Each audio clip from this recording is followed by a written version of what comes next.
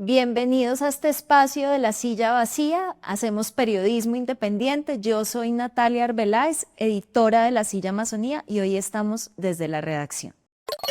Y estoy hoy aquí para conversar con Julio Caicedo, periodista del equipo. Nati, gracias por invitarme y qué rico estar aquí en esta redacción amazónica.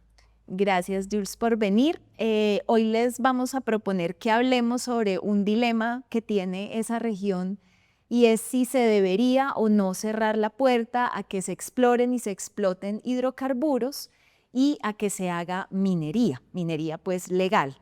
Pero antes de entrar en materia, expliquémosle, Jules, un poquito a la gente qué es la Silla Amazonía. Listo. La Silla Amazonía es un esfuerzo que está haciendo La Silla Vacía hace más o menos un año por visibilizar una región que es muy importante para Colombia. No solamente en materia de biodiversidad, porque allá están los bosques más conservados que tenemos, sino también en materia cultural, porque allá habitan campesinos, pueblos indígenas que si uno revisa la historia, muchas veces han sido ignorados por los medios de comunicación y por la sociedad en general en el centro del país. Y no solamente es importante para Colombia, sino para el resto del mundo, porque literalmente el clima del mundo depende de lo que pase en la Amazonía. Entonces, en La Silla Vacía queremos brindarle la atención que se merece. Así es. Si quieres, Majo, mostrémosle a la gente lo que ocupa la Amazonía en nuestro país. Es casi el 42%, toda la parte verde que se ve al sur. Son pues 6 departamentos 100% amazónicos, el sur del Meta, Cumaribo, Envichada y una parte de Nariño y de Cauca. La Amazonía alberga el 10% de la biodiversidad del mundo y el 20% del agua dulce que tiene el planeta. En el caso de Colombia es casi el 40% del agua que tenemos, y por eso pues la Silla le apostó como a cubrir esta región, que es muy importante.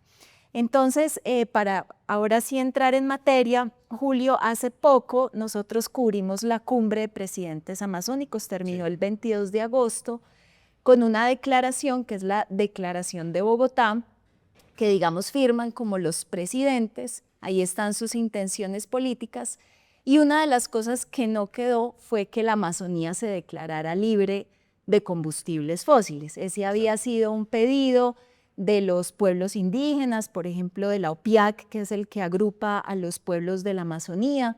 Fue un pedido de congresistas como Andrés Cancimance del Putumayo y Juan Carlos Lozada, y el mismo presidente cuando cerró la cumbre habló de que él era solidario también con esa solicitud. Sí. Pero eso no es algo que copien mucho los otros países. Son 8 países que comparten la Amazonía y que están organizados alrededor de un tratado de cooperación amazónica. Empezando por Lula, que es el gigante brasileño que tiene el 60% de la Amazonía. Él realmente cree que sí hay que descarbonizar la economía, pero cree que eso hay que financiarlo con las rentas del petróleo, incluso en la Amazonía. O sea, hoy Brasil autorizó la exploración de 19 bloques en la desembocadura del río Amazonas. Sí.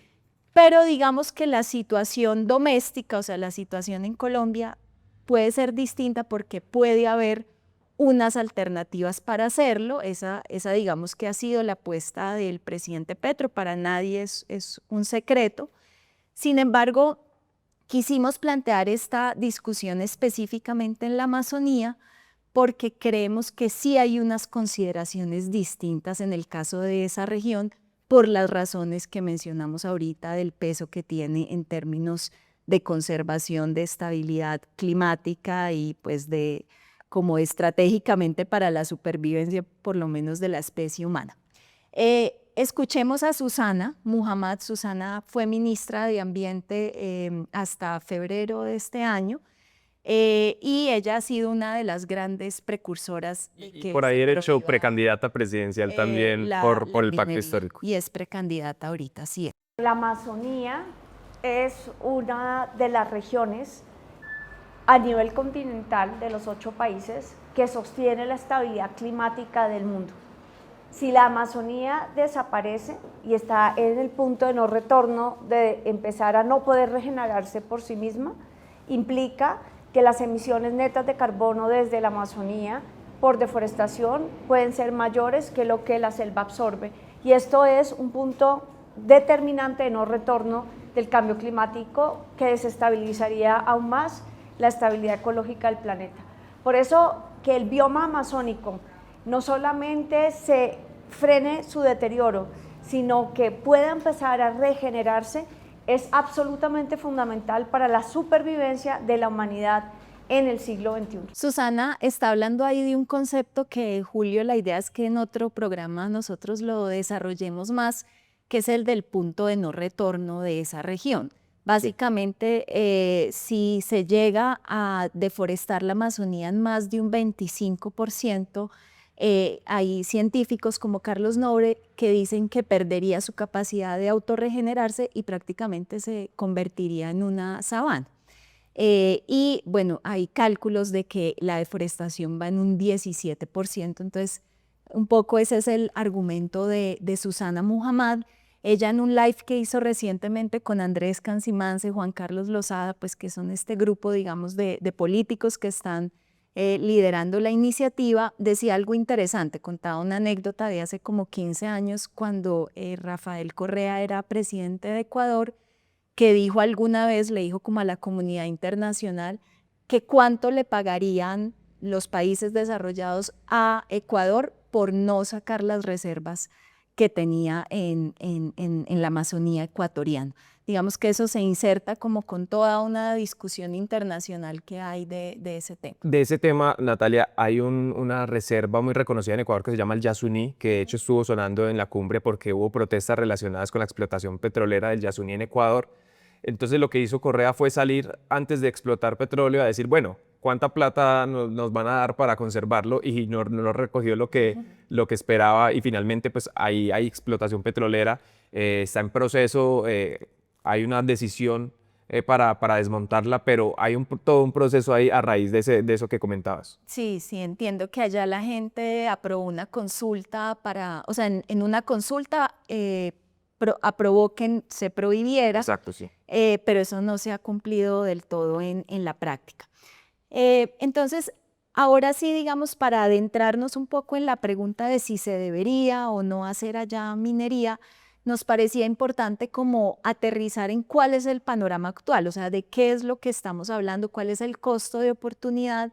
Y yo quería centrarme en el caso del Putumayo. Como les dije, son pues 6 departamentos 100% amazónicos, pero Putumayo es insignia en el tema de petróleo porque desde los 60 se está explotando allá, por allá ha pasado la Texaco, Ecopetrol, bueno, hoy ya son como Gran Tierra Energy, pues Geopark más recientemente, y me parece que hay unas cifras que a mí me parecieron increíbles, que es del declive, digamos, que ha tenido allá la producción de petróleo. O sea, si bien fue muy importante en los años 70, se decía que podía ser el 43% de la producción del país.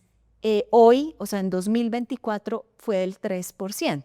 Y la gente se preguntará por qué, y la razón tiene que ver con que hay unos bloques muy viejos, o sea, que tienen más de 20 años, sí, de los que ya se ha sacado como el 75% pues, de lo que podían producir, y las exploraciones, porque no es que no se hayan hecho, se han hecho, no han sido muy exitosas, o sea, no han dado pues como muchos hallazgos. Entonces, si quieres, Majo, mostremos, hagamos un zoom porque hay un estudio de NGRI, que es una organización, digamos, internacional que genera insumos de política pública en el tema de transición energética, y ellos, con base pues en unas bases de datos que hay en la materia, hicieron una proyección a 2035, donde muestran pues que incluso la productividad podría ser menor. Hoy está como en 2024, estaba como en los 24.000 barriles diarios, y en 2035 se estima que podrían ser de 8.000 la producción. No es el único departamento donde hoy se explota petróleo. Tú hablábamos antes de la grabación que en Caquetá también hay, pero digamos que este sí es como el principal caso, digamos, de revisar.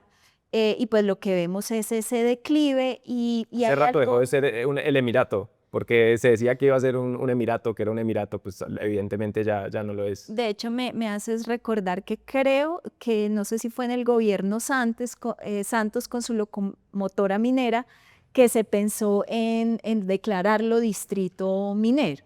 Ah, Ya. bueno, o minero, acá ya me crucé los cables. Pero el caso es que un datico antes de cerrar ese capítulo de cómo está el petróleo hoy allá, es que aunque ha generado muchas ganancias, digamos que en la calidad de vida, y esto es como una discusión que informa como a las diferentes actividades extractivas que hay en Colombia, pues la calidad de la vida de la vida de las personas no ha mejorado mucho, mientras a nivel nacional el índice de pobreza multidimensional es del 11.4 en 2024, Sí, en Putumayo era un poco más alto, del 11.8. entiendo.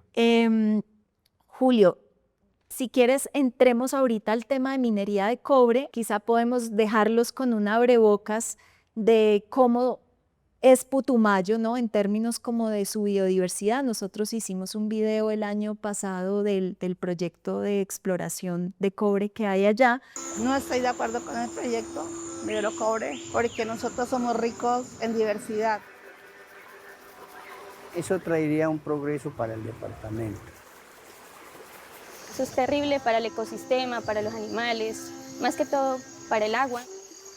Por un lado es bueno porque va a haber ingresos, pero por otro es malo porque para más tarde va a haber escasez. Bueno, continuamos de nuevo en esta charla sobre si se debería cerrar la puerta a los hidrocarburos y a la minería en la Amazonía, Julio.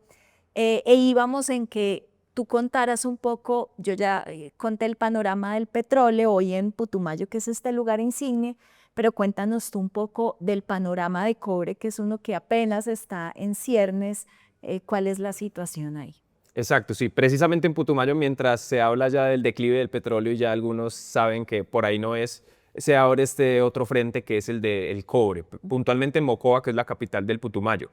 Allí está el proyecto Libero Cobre, que es un proyecto que surge por allá en los años 70 cuando se empezó a estudiar un yacimiento de cobre y otro material que se llama molibdeno, ambos que son muy estratégicos en este momento porque son los materiales que van a ser clave para la transición energética. Entonces se utilizan para la creación de baterías, de paneles solares, de todo tipo de circuitos. Entonces eso como que le da más caché, por decirlo así, a la discusión. A veces se habla de combustibles fósiles ya de manera despectiva, como la energía del pasado, pero se habla de la transición energética como la energía del futuro y precisamente está este proyecto. Sin embargo, ese proyecto se ha enfrentado con una oposición, por un lado institucional y por el otro lado también de movilización social, porque como bien hablábamos, cuando se habla de la Amazonía no se habla solamente en términos de cifras, sino también de riqueza ambiental y riqueza cultural que hay en esas regiones. Entonces, por ahora, esta empresa está avanzando en la etapa de exploración, pero se ha encontrado que más adelante lo vamos a conversar con diferentes obstáculos para llevar a cabo este proyecto, que se estima que serían entre 2 millones de toneladas y 5 millones de toneladas de cobre y molibdeno en esta región. Sin embargo, si bien Colombia no es la locomotora de la transición energética, porque solo aporta más o menos el 0.6% de las emisiones que aporta el mundo. Somos muy chiquitos en nuestras emisiones comparados con los grandes países del mundo. Por otro lado, lo que se dice es que la producción de cobre tampoco sería significativa comparada con otros países de la región, como lo pueden ser, por ejemplo, Perú. Entonces, digamos que están estos dos lados de la moneda. Pero como bien hablábamos, Putumayo era un departamento petrolero, ahora está buscando, está viendo cómo se reacomoda mientras la economía petrolera va cayendo. Entonces aparece este tema del cobre con las implicaciones ambientales que tiene. Sí, yo creo que como decías, ahí digamos, hay una claridad y es que el mundo puede hacer la transición energética sin Colombia. Sí. Por un lado, como dices, porque nuestras emisiones son muy pequeñas, pero también porque pues, hay dos grandes jugadores, por ejemplo, de la exportación de cobre, que son Chile y Perú. Nosotros hoy solo exportamos 39.000 toneladas al año y eso, digamos, no cambiaría grandemente si Libero Cobre finalmente u otra empresa terminara haciendo esa explotación. Entonces, la pregunta es como el costo-beneficio, porque sí habría unas ganancias, por supuesto, para el país. Sí. De hecho, pues para nadie es un secreto, no lo mencionamos al comienzo, pero si no estoy mal, el 60% de nuestras, o sea, de lo que le entra a Colombia por exportaciones es de petróleo y carbón. Sí. Entonces, pues si eso ya no es, si ese peso ya no es tan grande, pues habrá que reemplazarlo con otro y pues ahí podría jugar el cobre a nivel nacional y a nivel regional, si bien esas ganancias a veces no se ven tanto en las regiones. Pero por el otro lado está el costo, por ejemplo, del agua, porque como decías es en Mocoa y Mocoa tiene una particularidad que es un puente entre las llanuras amazónicas y el macizo colombiano, los Andes orientales, Exacto. y está lleno de agua y además se transporta agua en las nubes, que eso también lo vamos a hablar en otro programa, que de hecho pues es de la que nosotros consumimos acá en Bogotá. Entonces ese es como el costo-beneficio que hay que analizar. Si quieres, Julio, aterricemos entonces ahora, como ya en la parte final del programa, sobre cuáles son entonces las alternativas, porque dijimos, hay muchos países amazónicos que no le han copiado al presidente Petro, Sí. pero el gobierno tiene unas medidas que puede implementar. Entonces, si quieres, empecemos por las del Congreso y ya hablamos de las otras que son más administrativas. Entiendo, sí. Yo creo que podemos mencionar que hay una resolución expedida por Corpo Amazonía, precisamente en este proyecto de Libero Cobre. Corpo Amazonía es la entidad encargada, la corporación autónoma encargada de regular el medio ambiente en esa región, que es la parte, sí, más, digamos, centro-sur, si se quiere, de la Amazonía. Entonces, emitieron una resolución en que recomendaron a la Agencia Nacional de Minería actualizar el mapa cartográfico de la minería en esa región, porque ellos dicen que no es viable y tienen respaldo técnico y estudios que dicen que no es viable, primero porque hay acuíferos, como lo mencionabas, de ahí se abastece el agua de esa región, de esos acuíferos subterráneos que pueden ser vulnerables a las actividades mineras, porque hay inestabilidad geológica también. Y también añaden otras razones más sociales, porque en Mocoa ha sido todo un asunto el Libero Cobre, como que ha habido varios paros, a mitad de año hubo un paro, la población está dividida, en las mismas veredas la gente está dividida por este proyecto minero. Entonces digamos que ahí hay una resolución que habla un poco de cómo estas entidades desde lo local empiezan también a proyectar. Y ya a nivel nacional tenemos un proyecto de ley que va muy alineado al tema de esta conversación. El representante Andrés Cancimance, que es precisamente de Putumayo, que es del Pacto Histórico del Partido de Gobierno, junto con Juan Carlos Lozada, que es del Partido Liberal, que no es tan cercano al gobierno, pero que en temas ambientales suele estar del mismo lado, presentaron un proyecto de ley que pide precisamente eso, que se excluya la región amazónica de las actividades mineras y de las actividades de hidrocarburos. Eso sí, respetando los derechos que ya están adquiridos. O sea, los contratos que ya se firmaron se terminan, pero no se dan más. Sí, entiendo que ellos, sobre todo Lozada, lo ha presentado varias veces, pues sin que salga avante. Tiene una diferencia y es que antes los otros proyectos buscaban reformar la Constitución. Va como por la vía de una ley ordinaria, Sí. pero bueno, eso tomará un tiempo. A mí me sorprendió esta semana, Julio, lo vimos juntos, un trino del Ministerio de Ambiente, que Sí. fue realmente lo que nos hizo pensar en que había que hablar de este tema, diciendo que básicamente en 2 meses iba a tener lista una figura Eso ya está ahí en la puerta de lo que blindaba la Amazonía del tema. Y entonces aprovechamos que hablamos con la exministra Muhammad, porque realmente no pudimos tener más detalles pues hablando con Irene, pero la ministra Muhammad dejó andando unas cosas que podrían estar relacionadas o no con ese anuncio. Escuchemos ahí a Muhammad hablar de cuáles serían como las figuras que podría implementar mucho más rápido el Ministerio de Ambiente. En ese sentido, el Ministerio de Ambiente puede tomar decisiones en el corto plazo. La decisión más estructural y definitiva de largo plazo es una prohibición de estas dos actividades en el Congreso. Pero mientras tanto, lo primero que puede hacer el ministerio es reivindicar la vocación de estabilidad climática y de ecosistema clave para la producción de agua en el país, utilizando unos artículos que no se han utilizado del Código de Recursos Naturales, que es el artículo 48 y 49, en donde el ministerio puede definir estas vocaciones regionales y salvaguardarlas de ciertas actividades. Y lo segundo que puede hacer en cumplimiento de la sentencia del Consejo de Estado es excluir la Amazonía de minería por ser precisamente este estabilizador climático y este ecosistema crítico para el agua del país. Sí, esta última es como una más de estas reservas, zonas de reserva temporal que ha venido creando el Minambiente, entre otras en Santurbán.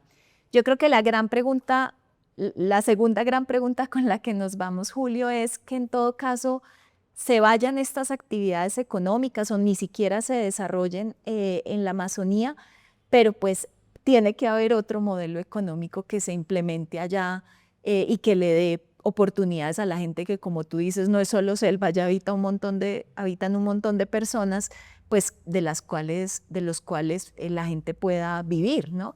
Entonces, pues nada, gracias por habernos acompañado este rato. Por aquí vamos a estar conversando con Julio sobre por qué es importante esa región y como cuáles son este y otros dilemas que afronta y que tenemos que discutir como país. Nos vemos en una próxima. Hacer periodismo independiente cuesta. Cada suscripción a este canal nos ayuda a mantener al equipo de personas que investigan, que encuentran patrones, que revelan esas movidas del poder que otros medios no pueden revelar. Suscríbase y haga parte de la comunidad que apoya a La Silla Vacía.